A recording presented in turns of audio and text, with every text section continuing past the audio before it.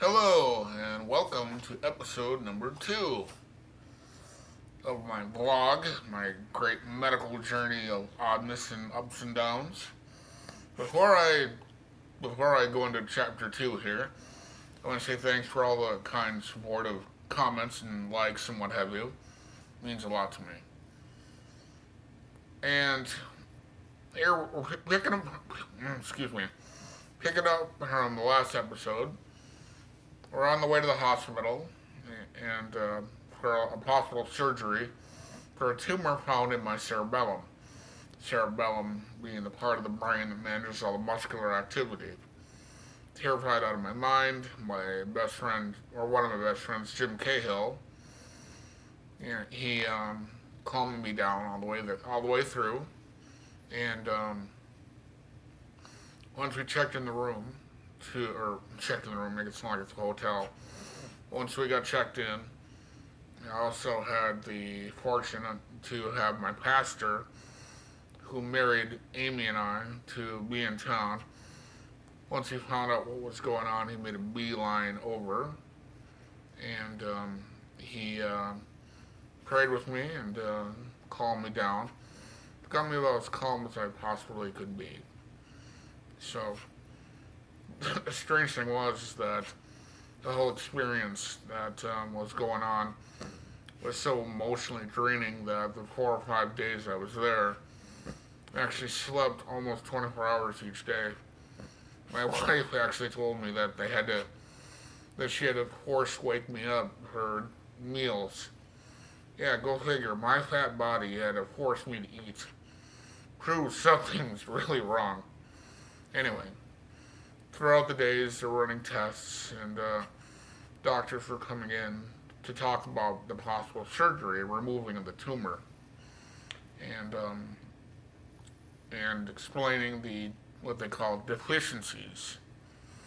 It's basically a nice way to tell you how screwed up your body and mind's going to be after they cut into your brain. So, they were telling me that I was going to lose mobility in my hands and my upper body and walking and what have you, and which further inflamed the terror that I was experiencing. So, and then the additional theory of intracranial pressure, meaning that my brain was not processing spinal fluid correctly, was starting to be formulated, which required a spinal tap. Now, if you've never had a spinal tap before, they suck. And if they're not done perfectly, there's a leak in the spinal fluid, which makes you violently ill. Not fun, let me tell you. So, I had to deal with those two things. Towards the end of the stay at the hospital, the surgeon who would be performing the surgery came in and told me that I would not be having a surgery. So, a little bit of a miracle. I said, well, if I'm not going to have a surgery, what's growing in my head? And apparently I have a tumor called, oh God, I forgot what the name of it is. Karen woman, what's the name of it? Lemurt's Duclos. That's the name of the tumor. Apparently a very rare one that only 221 people before me have ever had it in recorded history. And it's all in the cerebellum, and it's benign, and it grows so slow that the doctor said chances are you're going to die of something else long before this gets you. To be sure, they had me go through CAT scans to make sure that the tumor wasn't growing, and as predicted, it didn't. So, but there's still the question of my spinal pressure. And so I was on a ton of diuretics. So many diuretics, I was peeing constantly. It was like I was drinking light beer all the time. Not fun, but hey, it's part of life. So, I almost forgot. I did tell my boss that I had this tumor, and at the time I didn't know what was going to happen. So, I came back, and everybody at work knew about it, and they were very kind people, all coming up to me, wishing me well.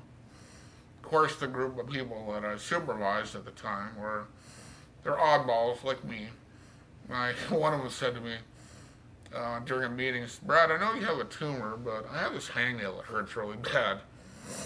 Another buddy of mine, who I consider a good friend, Nick Benevenak, says to me, so when you die, can I have your job? Jerk.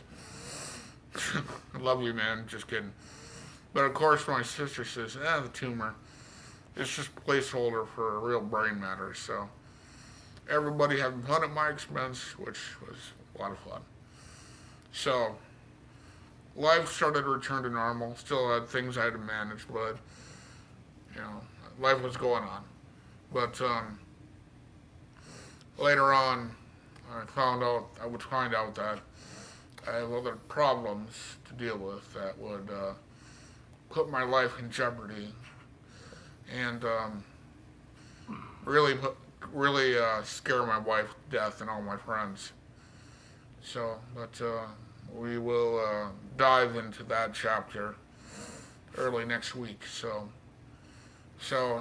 at this point, God's with me, my friends and family are with me, but I still have more challenges ahead, which I'll talk about then. Thank you for your support, and have a good night.